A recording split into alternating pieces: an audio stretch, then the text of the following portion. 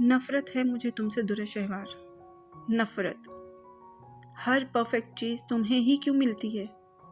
پہلے ایک perfect life جس میں تم کو باہر پڑھنے کا موقع ملا، آزادی سے زندگی جی تم نے، اور اب شادی بھی تمہاری اس پرفیکٹ شخص سے ہوئی جس کو میں نے پسند کیا تھا، اور مجھے کیا ملا؟ پابندیوں بھری زندگی، اور اب وہ شخص بھی چھین گیا جس کے میرے دل میں چپکے سے خواہش کی تھی۔ واش روم میں بند زرنش درد سے چلا رہی تھی، اس کی آواز باہر نہ جائے اس لیے اس نے شاور کھول دیا۔ جہانگیر مینشن سے واپسی پر حویلی کے تمام مرد واپس مردان لوٹ گئے، صنوبر بھی واپس چلی گئی، سوائے درے خانی اور زرنش کے، جنہوں نے اب اندام صاحب کے پاس ہی رہنا تھا۔ کیوں ملا وہ شخص اسے؟ وہ اس قابل تو نہیں کہ جہانگیر جیسا خوبرو شخص اسے دیا جاتا۔ آخر ہے ہی کیا اس کے پاس؟ نہ تو وہ میرے جیسی خوبصورت ہے، نہ ہی اس کا رنگ میرے جتنا سفید ہے۔ پھر وہ جہانگیر جیسا شہزادہ اسے کیوں دیا گیا؟ اسے تو میرا بننا تھا نا، اسے میری قسمت میں لکھا جانا تھا۔ نہیں، ایسا نہیں ہو سکتا، جھوٹ ہے، یہ سب جھوٹ ہے۔ وہ انا پرست تھی، لیکن جو چوٹ محبت نے اسے ماری وہ بلبلا اٹھی۔ نہیں، میں جہانگیر کو تم سے چھین کر رہوں گی، وہ صرف میرا ہے، صرف میرا، اور اگر میرا نہ ہوا تو کسی کا نہیں ہوگا۔ میں کسی کو اس کے قابل رہنے ہی نہیں دوں گی۔ زرنش کی آنکھوں سے جنون چھلک رہا تھا، کچھ پانے کا، سب کچھ تباہ کرنے کا۔ آخر کیا کرنے والی تھی وہ؟ کیا اس کا یہ جنون سچ میں محبت تھا یا صرف پاگل پن تھا؟ ایک بظاہر پرفیکٹ انسان نظر آنے والے انسان کو پانے کا، جس سے اس کی انا کو تسکین ملتی تھی؟ آخر کیا تھا یہ؟ کوئی شخص کسی سے اتنا مشابہ کیسے ہو سکتا ہے؟ مانو یوں لگتا ہے جیسے وہ خود سامنے آ کھڑا ہوا ہو۔ کمرے میں اندھیرا کیے کھڑکی کے پاس بیٹھے ادا جان کی نظریں سامنے نظر آتا اس بلند و بالا پہاڑ کی چوٹی پر تھی، پر سوچ کہیں اور ہی پرواز کر رہی تھی۔ ذہن میں کچھ تصاویر چلنے لگی۔ بابا جان، میں گریجویشن کرنے کے لیے شہر جانا چاہتا ہوں۔ آپ جانتے ہیں یہاں کوئی تعلیم کی سہولت موجود نہیں، اور مجھے آگے پڑھنا ہے۔ میں سیاست میں نام کمانا چاہتا ہوں۔ سبز چمکتی آنکھوں والا وہ گبرو جوان باپ کے سامنے کھڑا بحث کر رہا تھا۔ عبدال خان، پہاڑوں کو چھوڑ کر جو جاتا ہے وہ پھر کبھی واپس نہیں آتا۔ ہمیں ڈر ہے کہ تم بھی یہ جگہ چھوڑ کر جاؤ گے تو کبھی پلٹو گے نہیں، لیکن ہم ایسا نہیں چاہتے۔ ہم اپنی پیاری اولاد کو اپنی نظروں سے دور نہیں کر سکتے۔ باپ نے بیٹے کی التجا رد کی۔ مورے، میری پیاری مورے، آپ سمجھائیں نا بابا جان کو کہ ڈرنا چھوڑ دیں۔ میں وعدہ کرتا ہوں یہاں سے تعلق کبھی نہیں توڑوں گا، پلیز مورے۔ عبدال اپنی ضد پر قائم تھا۔ چمکتی آنکھوں میں کچھ پا لینے کا جذبہ تھا، اور چہرے پر چڑھتی جوانی کے آثار تھے۔ کچھ پا لینے کا خواب بہت جذب سے دکھائی دے رہا تھا۔ دیکھیں، مان جائے نا، بچہ اتنا کہہ رہا ہے تو ہماری خاطر، ہم نے اپنے بچے پر پورا یقین ہے۔ دیکھے گا ایک دن ہمارے علاقے کی شان ہوگا ہمارا بیٹا۔ ماں کی ممتا نے جوش مارا، اسی لیے وہ باپ کو منانے کھڑی ہو گئی۔ ٹھیک ہے، اب آپ اتنا کہہ رہی ہیں تو ہم جانے دے رہے ہیں، لیکن عبدال خان، تمہیں جانے سے پہلے وعدہ کرنا ہوگا کہ جیسے جاؤ گے ویسے واپس آؤ گے۔ اپنا دل، دماغ، سب کچھ اسی گاؤں کے لیے رکھو گے، شہر کی ہر چیز سے دور رہو گے۔ باپ نے ڈھکے چپے لفظوں میں ایک حد بتائی۔ ہمیں منظور ہے بابا جان۔ شکریہ بابا جان، شکریہ مورے، میں آپ دونوں کا سر کبھی جھکنے نہیں دوں گا۔ ماں اور باپ کے ہاتھ چومتے عبدال خان نے جوش سے کہا۔ خوشی اس کے انگ انگ سے پھوٹ رہی تھی۔ بابا جان، آپ کی دوائی کا وقت ہو رہا ہے۔ کمرے میں داخل ہوتے ہی گلبانو بیگم نے لائٹس آن کی۔ ادا جان چونک کر ماضی سے حال میں واپس آئے۔ بہو بیگم، کیا اپنے شوہر کی طرح تمہیں ہم سے شکایت نہیں ہوتی؟ کبھی ہم پر غصہ نہیں آتا کہ ہم نے تمہاری بیٹی کو تم سے دور کر دیا؟ جانے کس جذبے کے تحت وہ آج گلبانو بیگم سے یہ سوال کر گئے۔ بابا جان، دوائی کھائیں نا۔ اپنے آنسوؤں پر ضبط کا بندھن باندھے گلبانو بیگم نے دوائی نکال کر بڑھائی۔ بہو بیگم، ہمارے حصے میں پہلے ہی بہت گناہ آئے ہیں، اپنے ان آنسوؤں پر بند باندھ کر ہمیں مزید گناہگار مت کرو۔ بابا جان، میری بیٹی کیسی ہے؟ وہ اس رخصتی پر خوش ہے نا؟ اس کا شوہر کیسا ہے؟ وہ میری بیٹی کو خوش رکھے گا نا؟ اس کی چوٹ کیسی ہے ادا جان؟ گلبانو بیگم کا ضبط چھلک پڑا۔ وہ ٹھیک ہے، بلکہ بہت خوش ہے۔ اپنے نکاح کے متعلق وہ پہلے سے جانتی تھی۔ وہ اور اس کا شوہر ایک دوسرے سے بے حد محبت کرتے ہیں۔ اس کا شوہر جہانگیر بخت ہے۔ ادا جان نے پاس پڑے اخبار کو اٹھا کر گلبانو بیگم کے سامنے کیا۔ ادا جان، یہ تو ہو بہو ان کی کاپی ہے۔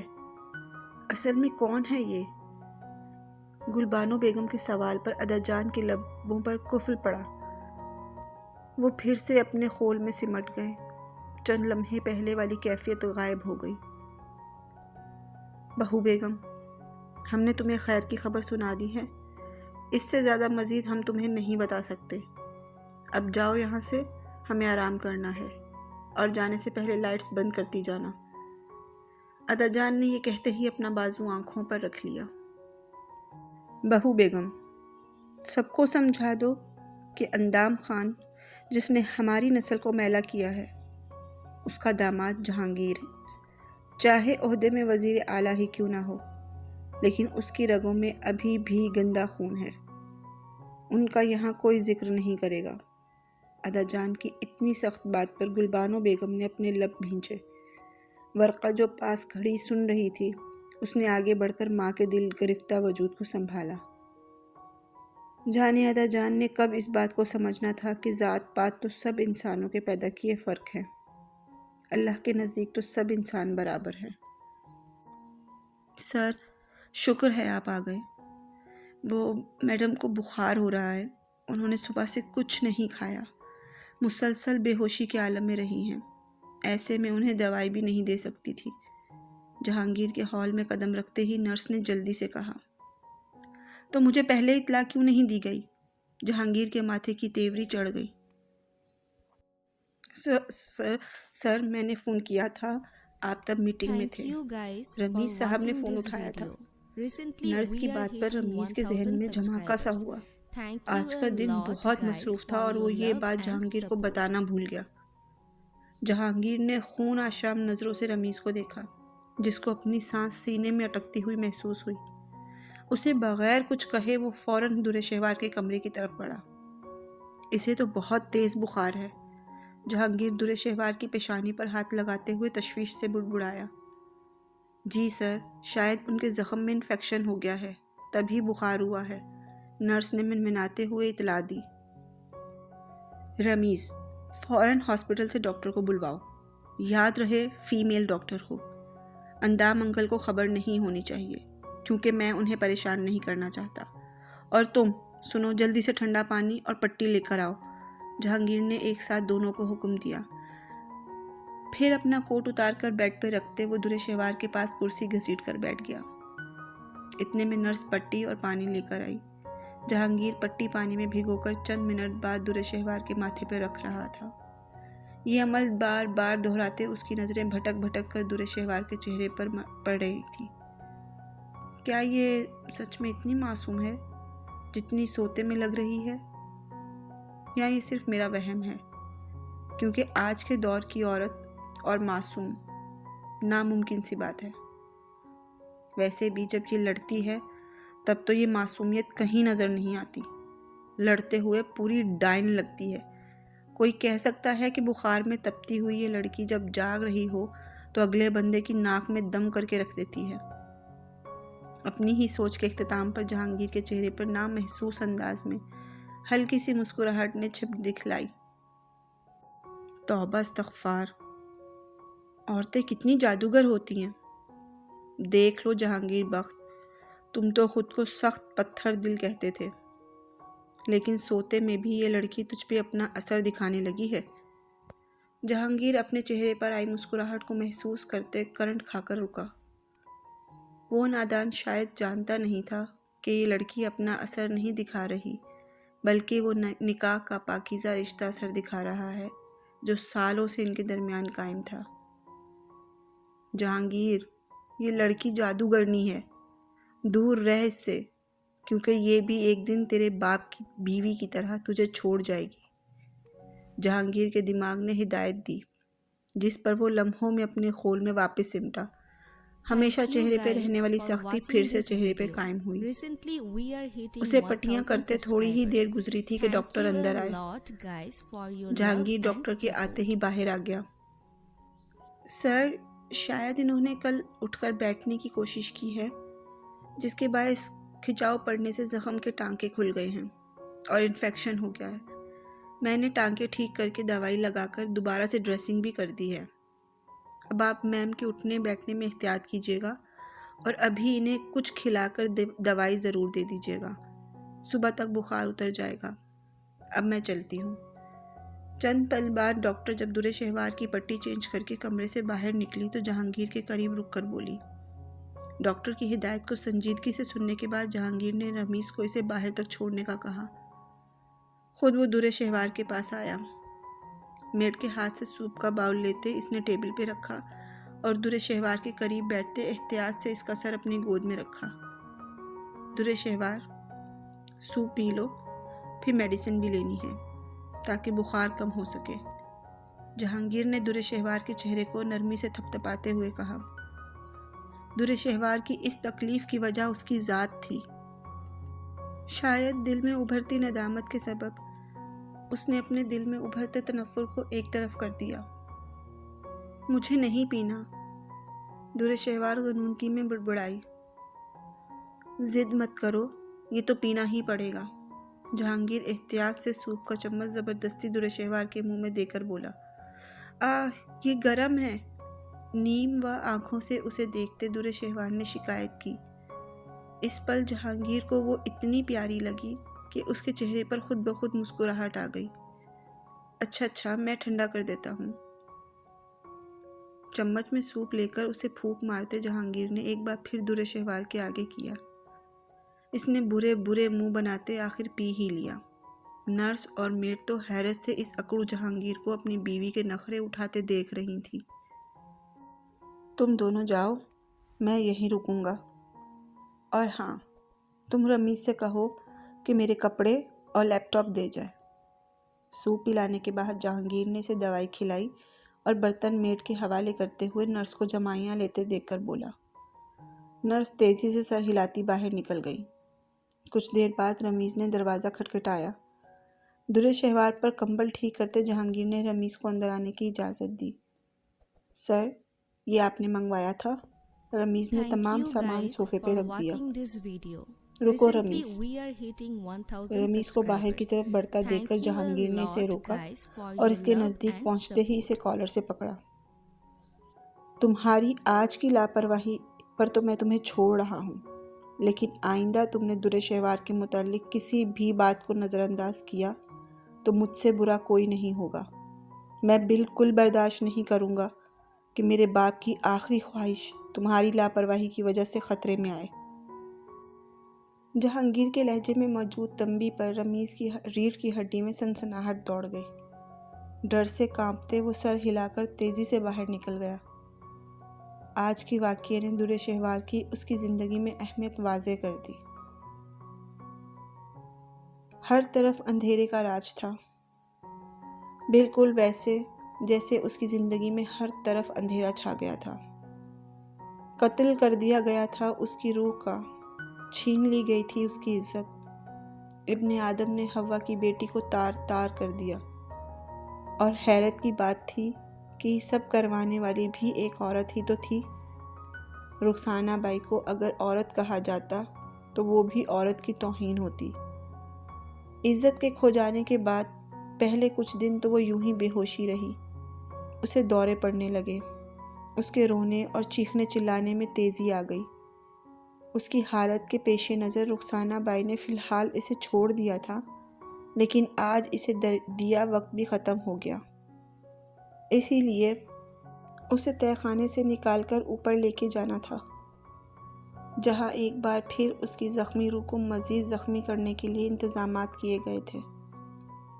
اچانک کمرے کا دروازہ کھلا اور کسی ذی روح نے کمرے میں قدم رکھا۔ وہ مقابل کو دیکھ تو نہیں پائی تھی، لیکن قدموں کی دھمک نے کسی مردانہ چال کی پیشگوئی کی۔